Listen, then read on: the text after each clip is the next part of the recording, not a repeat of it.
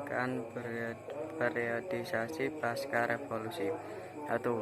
Proklamasi kemerdekaan. 2. Perang kemerdekaan. 3. Demokrasi parlementer. 4. Demokrasi terpimpin. 5. Nasib Irian Barat. 6. Konfirmasi Indonesia Malaysia. 7. Gerakan 30 September. 1.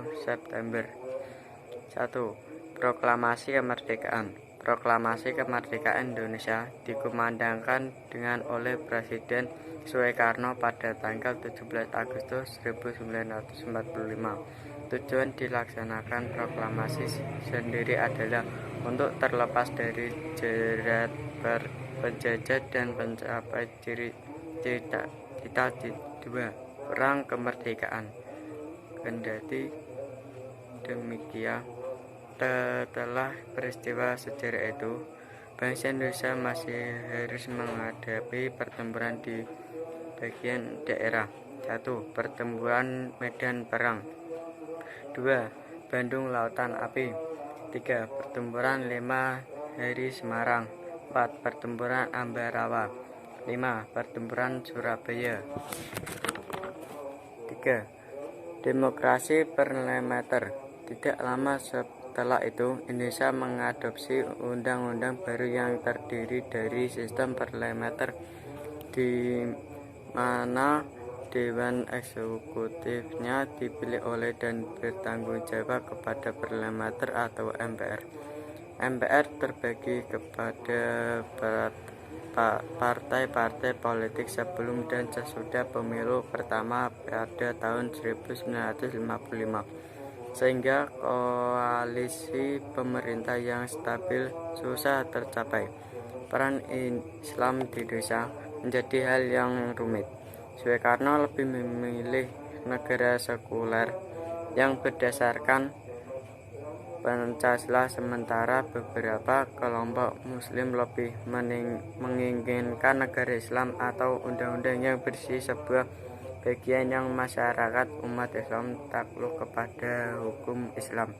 Demokrasi parlementer adalah suatu demokrasi yang menempatkan kedudukan ada badan legislatif lebih tinggi daripada badan eksekutif.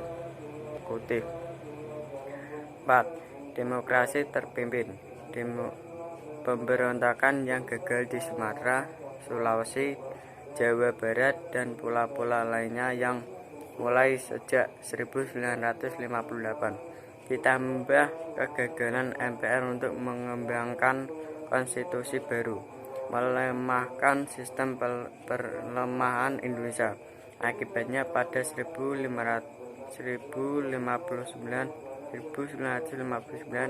ketika Presiden Soekarno secara unilateral membangkitkan kembali konstitusi 1945 yang bersifat sementara, yang memberikan kekuatan presidensil yang besar. Dia tidak menemui banyak hambatan dari 1959 hingga 1965. Presiden Soekarno berkuasa dalam rezim yang otoriter di bawah label. 5. Nasib Irian Barat. Pada saat perjuangan kemerdekaan, pemerintah Belanda mempertahankan kekuasaan terhadap Belanda Barat, Pulau Nugini atau Papua. Pada perundingan meja bundar di Den Haag pada 1949, dicapai kesepakatan bahwa status koloni Belanda di belahan barat Nugini atau Papua akan dibicarakan setahun setelah pemimpinan kedaulatan dari kolonial Belanda ke Republik Indonesia Serikat setelah dilakukan 2 November 1949. Namun setelah perundingan meja bundar mencapai kesepakatan, kolonial Belanda di Nugini mengizinkan langkah-langkah menuju pemerintahan pemerintahan sendiri dan pendeklarasian kemerdekaan penduduk negeri Belanda pada 1 Desember konfrontasi Indonesia Malaysia. Soekarno menentang pembentukan Federasi Malaysia dan menyebut bahwa hal tersebut adalah sebuah rencana neokolonial untuk mempermudah rencana komersial Inggris di wilayah tersebut. Selain itu, dengan pembentukan Federasi Malaysia, hal ini dianggap akan memperluas pengaruh imperialisme negara-negara berat di kawasan Asia dan memberikan celah kepada negara Inggris dan Australia untuk memengaruhi perpolitikan regional Asia. Menanggap keputusan PBB untuk mengakui kedaulatan Malaysia dan menjadikan Malaysia anggota tidak tetap Dewan Keamanan PBB. Presiden mengumumkan pengunduran diri negara Indonesia dari keanggotaan PBB pada tanggal 20 Januari 1965. 7. Gerakan 30 September. Hingga 1965, PKI telah menguasai banyak dari organisasi massa yang dibentuk Soekarno untuk memperkuat dukungan untuk rezimnya, dan dengan persetujuan dari Soekarno mulai kampanye untuk membentuk Angkatan Kelima. Dengan mempersenjatai pendukungnya, para petinggi militer menentang hal ini.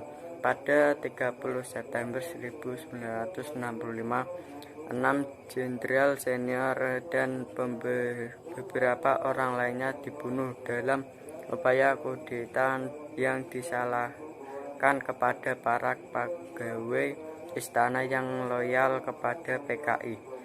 Panglima Komando Strategi Angkatan Darat saat itu, Maijen Soeharto, menumpas kedutaan tersebut dan terbalik melawan PKI.